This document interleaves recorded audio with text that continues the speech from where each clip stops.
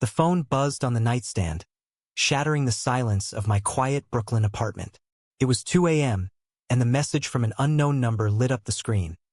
A photo of my fiancé, Mark, locked in a passionate embrace with my younger brother, Ethan. My heart stopped as the world tilted, the betrayal slicing through me like a knife, leaving me gasping for air in the darkness. In that frozen moment, I stared at the image, my mind racing to deny what my eyes confirmed. Mark, the man I'd built my life around for 3 years, the one who'd proposed under the stars in Central Park just 6 months ago, was cheating on me with Ethan, my own flesh and blood, the brother I'd protected through our chaotic childhood in rural Ohio. The photo was time-stamped from last weekend, when Mark had claimed he was on a business trip in Chicago, and Ethan had said he was visiting friends there. How long had this been going on? I felt a wave of nausea rise, my hands trembling as I zoomed in on their faces. Mark's eyes closed in bliss, Ethan's hand tangled in his hair. It wasn't just a fling. The intimacy screamed something deeper, something that could destroy everything. I didn't sleep that night. Instead, I paced the apartment, replaying every suspicious moment. Mark's late nights at work, Ethan's evasive answers about his weekends, the way they'd both laughed a little too hard at family dinners. Our family wasn't perfect. Dad was a strict evangelical pastor back home. Mom his devoted shadow, enforcing rules that left no room for deviation. Ethan and I had escaped to New York for college, vowing to live freely, but I'd always been the cautious one, hiding my sexuality until Mark came along and made me believe in a future where I could be open. Now that future was crumbling. By dawn, rage boiled over the shock. I grabbed my keys and drove to Mark's place across town, the city streets blurring through my tears. Bursting through his door with the spare key, I found him asleep, oblivious. "Wake up!" I shouted, flipping on the lights. He jolted upright, confusion turning to horror as I thrust the phone in his face. "Explain this, Mark. Explain why you're kissing my brother." His face drained of color, stammering denials that quickly crumbled. "Alex, it's not what it looks like. We were drunk. It was a mistake." But his eyes betrayed him. Guilt, yes, but also a flicker of something else, like relief at being caught. We argued for hours, voices echoing off the walls. He admitted it started months ago, a chance meeting at a bar, sparked by shared secrets about their hidden attractions. Ethan had confided in Mark about his own struggles with being gay, struggles I'd never known about because Ethan had always played the straight-laced son to appease our parents. As the sun rose, Mark begged for forgiveness, swearing it was over, that he loved me more. But the damage was done. I left in a daze, driving aimlessly until I ended up at Ethan's doorstep in Queens. He opened the door, bleary-eyed, and one look at my face told him everything. "Alex, he started, but I cut him off, shoving him against the wall. "How could you? My fiancé? Your own brother." Tears streamed down his face as he collapsed onto the couch, spilling the truth. Ethan had been in denial for years, terrified of our family's judgment. Meeting Mark had awakened feelings he'd suppressed, and in a moment of weakness, they'd crossed the line. "I didn't mean to hurt you," he sobbed. "I was just lost." The confrontation left me hollow. I couldn't hate them entirely. Part of me understood the pressure, the suffocating expectations from our upbringing. Dad's sermons on sin, Mom's passive-aggressive comments about traditional values. But understanding didn't erase the betrayal. That evening, I called off work and holed up in my apartment, ignoring their calls. The weight of it all pressed down. If I exposed them, I'd out Ethan to our family, potentially destroying his life. If I stayed silent, I'd be complicit in my own heartbreak. Decisions loomed like storm clouds, each one carrying a price I wasn't sure I could pay. Over the next few days, the tension built. Mark showed up at my door with flowers and apologies, but I turned him away, the ring he'd given me now a heavy reminder on my nightstand. Ethan texted relentlessly, pleading for a chance to explain further. I met him at a coffee shop in Midtown, away from prying eyes. "Why, Mark?" I demanded, my voice low but fierce. He fidgeted with his cup, admitting that Mark had been the first person who truly saw him, who didn't judge. Our family. Dad would disown me if he knew. You got out, Alex, but I'm still tied to them. It hit me then, Ethan's frequent visits home, his facade of the perfect son. He was living a double life, and Mark had become his escape. But as we talked, cracks appeared in his story. He mentioned arguments with Mark about ending it, about how Mark had pursued him aggressively. Doubt crept in. Was Mark the instigator? That night, I confronted Mark again, this time at a neutral bar. He denied it, claiming Ethan had initiated everything. The lies piled up, each accusation a dagger. I realized I was caught in their web, forced to choose sides in a war I never wanted. The societal whispers echoed in my mind. Gays as promiscuous, families torn apart by deviant behavior. I hated how it fed into those stereotypes, but here we were, living them. By the end of the week, the strain showed. I lost weight, snapped at colleagues, and avoided friends. The internal conflict raged. Forgive and move on, or cut ties and rebuild. One evening, as I stared at old family photos, the phone rang. Mom. Alex, honey, what's wrong? You sound distant. I bit back the truth. The words, your sons are gay, and one stealing the other's man, lodged in my throat. Hanging up, I wept for the innocence lost, knowing this secret could shatter our fragile family bonds forever. The days blurred into a haze of avoidance and simmering anger.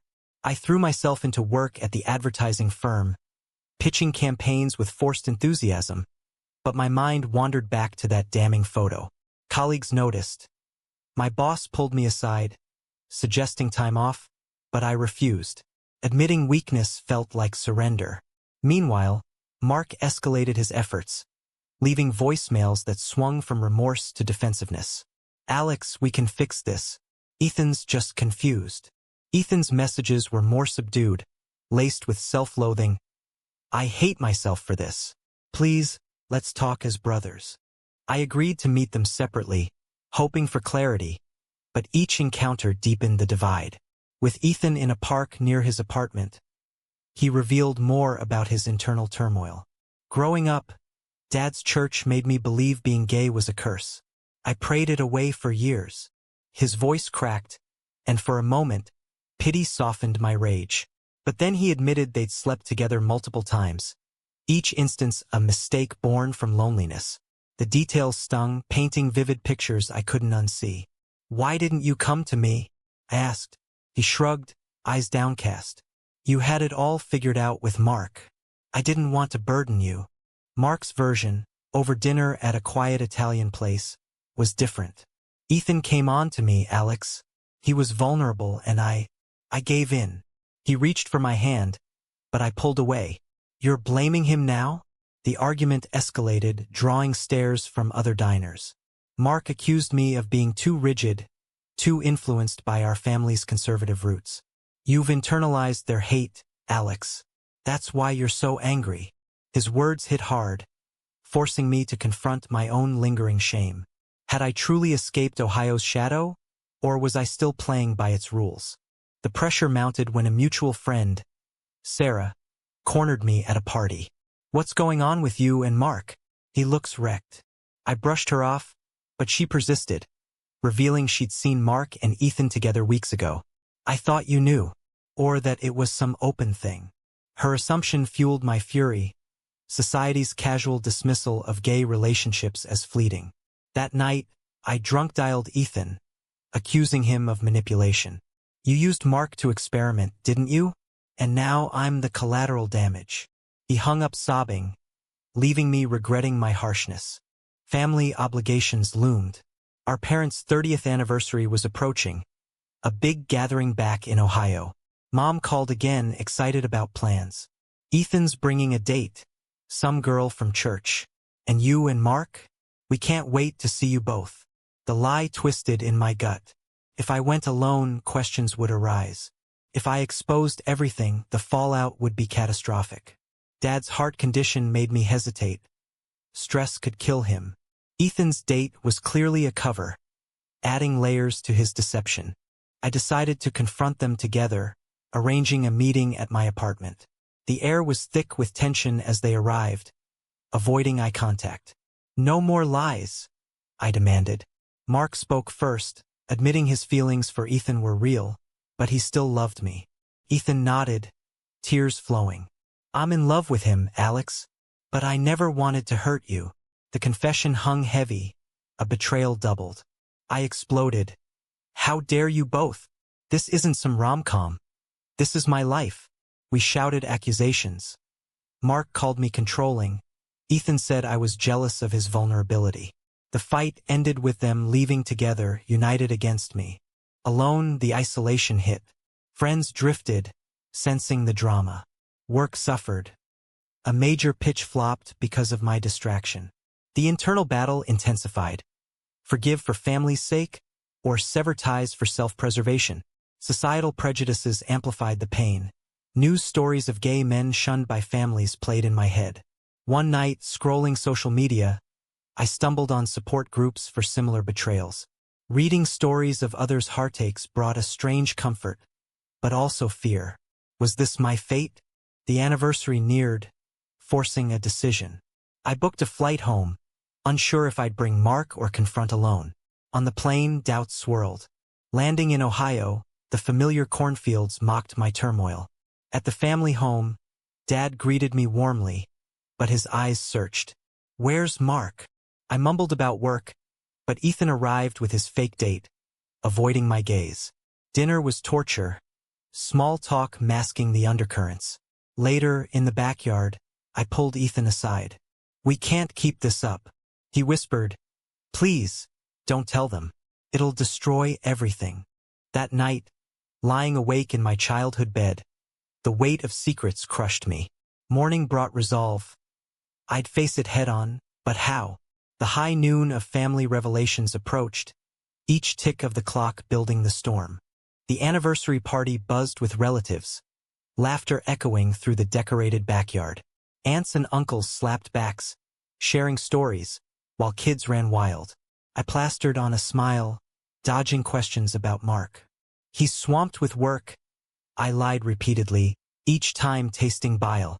Ethan played his part flawlessly, arm around his girlfriend Lisa, a church acquaintance oblivious to the charade. Our eyes met across the crowd, a silent plea in his, "Don't ruin this." But cracks formed. Dad pulled me aside during the toast, his voice low. "Son, you seem off. Everything okay with you and Mark?" His concern, rooted in love but tainted by his beliefs, stung. "Fine, Dad," I muttered, escaping to the kitchen. Mom found me there, fussing over desserts. "Alex, Ethan's so happy with Lisa. When will you two settle down properly?" The implication marriage, kids, the right way ignited my anger. How could I tell her the truth without exploding the facade? Mark's texts flooded my phone. "I miss you. Let's talk when you're back." Ignoring them, I focused on surviving the day. But during games, Ethan and I ended up teamed together. In a quiet moment, he whispered, "I'm ending it with Mark. For you." Skepticism flared. "Why now?" He glanced at Dad, preaching to guests about family values. "I can't lose this. Or you." His vulnerability tugged at me, reminding me of the scared kid I'd shielded from bullies. Back in New York, reality crashed down. Mark waited at the airport, flowers in hand. "Alex, please." We drove in silence to a diner, where he laid it all out. "I love Ethan, but I chose you first. We can rebuild." But his eyes betrayed lingering affection. I pressed, "What if I can't trust you?" The argument turned heated, voices rising. A waiter intervened, but the damage deepened. Driving home alone, I realized forgiveness might mean sacrificing my dignity. Work provided distraction, but a promotion hung in the balance. My boss hinted at concerns over my performance. "Get your head straight, Alex." The pun unintentional but fitting. Friends intervened. Sarah hosted an intervention of sorts. "You deserve better," she said. Others shared stories of infidelity, emphasizing self-worth. But the gay community's tight-knit nature complicated things. Rumors spread, labeling me the cuckolded one. Societal judgment weighed heavy. Why couldn't we just be normal? Ethan called that night, voice shaky. Mark told me you met. He's lying about ending it. The revelation shattered remaining illusions. Confronting Mark via video, he admitted partial truth. I can't choose. Rage boiled over. I ended the engagement, mailing back the ring. The act liberated but hollowed me further. Isolation set in. I sought therapy, spilling everything to a counselor specializing in LGBTQ issues. You're grieving multiple losses, she said. Sessions unearthed deep-seated issues. Internalized homophobia from Dad's teachings, fear of abandonment. Your choices define you, not their mistakes. Her words empowered, but applying them proved hard. Family ties strained further. Mom sensed tension in calls, pressing for visits. Bring Mark next time. Lies compounded. Ethan visited unexpectedly, begging reconciliation. We're brothers first. We talked for hours, unpacking childhood traumas. Dad's belt for sissy behavior, Mom's silence. Ethan admitted suppressing his identity led to reckless actions. I betrayed you to find myself. Understanding dawned, but trust remained fractured. A turning point came at a pride event. Surrounded by acceptance, I reflected on my journey. Strangers' stories mirrored mine. Family rejections, betrayals healed through time. Inspired, I texted Ethan, "Let's tell them together." His response, "I'm scared, but okay." Planning the revelation built anxiety. Each day a step toward potential ruin. Mark reappeared, desperate. Don't drag Ethan into this. His protectiveness revealed true allegiances. I cut contact, focusing on self. Work improved. I nailed the promotion pitch, channeling pain into creativity. Friends rallied, offering support networks. As the confrontation neared, I flew home alone. Dinner with parents was tense. We need to talk, I started. Ethan's arrival, unannounced, amplified the drama. Mom, Dad, we're gay. The words hung, shock rippling. Dad's face reddened. What? Explanations tumbled. Our struggles, the affair omitted for now. Mom cried, Dad stormed out. The aftermath was chaos. Dad ranted about sin, quoting scripture. Mom wavered between love and doctrine. Ethan broke down, revealing his torment. I defended us. This is who we are. Accept or lose us. The night ended in stalemate, parents retreating to pray. Back in New York, the fallout lingered. Calls from relatives condemned, others supported quietly. Ethan's coming out freed him, but cost family harmony. Mark faded, pursuing Ethan openly now. My heart mended slowly, therapy guiding the way. Months passed in a whirlwind of emotional reconstruction. The family rift deepened. Dad's emails brimmed with pleas to repent. Mom's calls laced with tentative questions. Is there a way back? She'd ask, her voice fragile. Ethan, now out, faced disownment threats but found solace in support groups. He moved in temporarily, our bond mending through shared vulnerability. I regret everything, he confessed one night over takeout. But it forced me to live truthfully. Nodding, I acknowledged my own growth. The betrayal had stripped illusions, revealing strengths I hadn't known. Work thrived. The promotion brought challenges that distracted from personal turmoil. Colleagues, sensing my resilience, confided their stories, fostering unexpected alliances. Sarah introduced me to a new circle, including potential dates, but I hesitated, scars fresh. Society's gaze intensified. News of similar scandals reminded me how our community bore disproportionate scrutiny. Why air dirty laundry? Critics online sneered, ignoring the human cost. Mark's persistence waned, but a final encounter loomed. He messaged about closure, suggesting coffee. Reluctantly, I agreed, meeting at a neutral cafe. He looked worn, regret etched in his features. I messed up everything. Admitting his confusion, he revealed exploring bisexuality, using us as crutches. I hurt you both. Closure came not in forgiveness, but acceptance of his flaws. We parted amicably, a chapter closed. Family reconciliation attempts faltered. A mediated call with parents devolved into arguments. Dad's unyielding stance clashing with our truths. God doesn't make mistakes, he insisted, but his voice cracked, hinting at doubt. Mom suggested therapy for all, a glimmer of hope. Ethan pushed back. We won't change who we are. The call ended abruptly, leaving wounds raw. Personal awakening deepened. I volunteered at LGBTQ centers, sharing my story to help others navigate betrayals. One mentee, a teen like young Ethan, mirrored my brother's struggles. Guiding him reinforced my path, pain as catalyst for empathy. Dating resumed tentatively. A kind architect named Chris sparked interest, his patience soothing my distrust. But setbacks hit. Dad's health declined, stress exacerbating his condition. Mom blamed our lifestyle, guilting us via texts. Ethan wavered, considering recanting for peace. Maybe fake it till he recovers. I refused. That's no life. The moral dilemma tore at us. Prioritize family health or authenticity? Debates raged, each choice laced with potential regret. A crisis peaked when Dad hospitalized after a heart episode. We rushed to Ohio, facing hostility from relatives. In the waiting room, Mom hugged us tightly. I love you both, no matter what. Her words cracked Dad's armor. Bedside, he whispered, I don't understand, but you're my sons. Tears flowed, a tentative bridge forming. Ethan and I shared glances. Worth the pain? Recovery brought slow changes. Dad attended a PFLAG meeting, questions halting but genuine. Mom read books on acceptance. Ethan introduced a new boyfriend, testing waters. I shared about Chris, receiving cautious nods.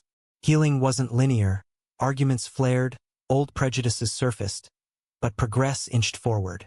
Back in New York, life stabilized. Chris became steady, his support unwavering.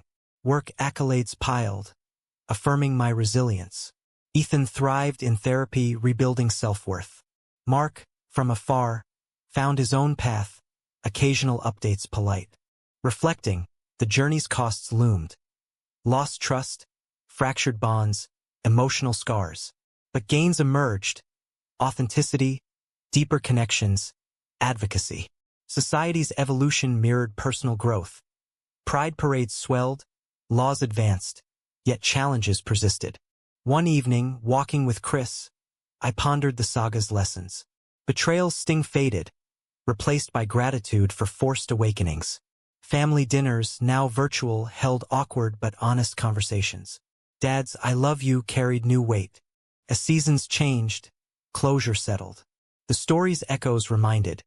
Choices define, prices paid forge strength. With family ties mending unevenly, I focused on forging ahead.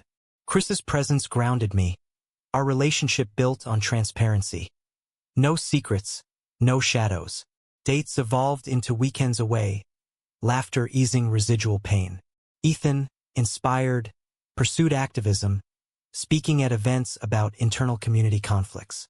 Betrayal isn't just straight world stuff, he'd say, drawing nods from audiences. His growth mirrored mine, siblings united in survival. Work demanded more. A high-profile campaign on diversity tested my resolve. Incorporating personal experiences, I pitched narratives of resilience, earning praise. Boss noted, "You've turned pain into power." Affirmation fueled confidence. Diminishing self-doubt sown by betrayal. Parental progress varied. Dad's church involvement shifted. He questioned doctrines privately, sharing articles on reconciliation. Mom baked care packages, symbols of effort. A family visit loomed, first since the revelations. Anxiety built, but determination prevailed.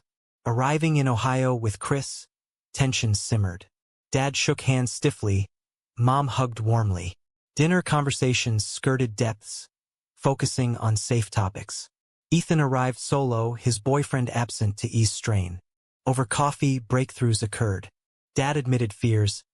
"I worried you'd be alone," rejected. We shared societal pressures, job discriminations, hate crime statistics. "It's not easy anywhere," I said. Empathy bridged gaps. Dad confessed attending more meetings, meeting other parents. "I'm trying." Tears welled, a rare vulnerability from the stoic pastor. But old habits died hard. A relative's snide comment at brunch ignited debate. God made Adam and Eve, she quipped. Ethan countered calmly. Love is love. Dad intervened. Enough. They're family. The defense, small but significant, marked turning points. Returning to New York, reflections deepened. The saga's ripple effects touched all Mark, now single and reflective, emailed apologies anew. You deserved better. Closure solidified. I responded kindly, wishing well. Personal milestones accumulated. Chris proposed subtly over picnic, ring simple yet meaningful. Accepting joy overshadowed past shadows. Wedding planning emphasized chosen family. Friends, allies filling gaps. Ethan's journey paralleled. He reconciled with Mark as friends, boundaries firm. We learned from the mess, he said. Our bond strengthened, brothers in arms against prejudices. Societal lenses sharpened focus. Media stories of outings, family estrangements highlighted ongoing battles. Volunteering intensified. I mentored more, advocating policy changes. Pain transmuted into purpose. Each story shared a step toward broader acceptance. As the year closed, a family holiday gathered all. Ohio's snow blanketed old wounds. Laughter filled the home, conversations honest. Dad prayed inclusively. Mom beamed at Chris. Ethan teased lightly, normalcy returning. Yet undercurrents lingered, moral ambiguities of forgiveness, costs of truth. Had we chosen rightly? Debates internally raged. Was exposing everything worth the near loss? In quiet moments, I pondered the ethical maze. Betrayals forced confrontations, but at what price? Family unity preserved, but authenticity's toll evident in scars. The story's end brought awakening. Life's choices, fraught with controversy, define paths. But one question remains. In the face of betrayal and societal pressure, is complete honesty always the righteous path? Or does selective silence sometimes preserve more than it harms?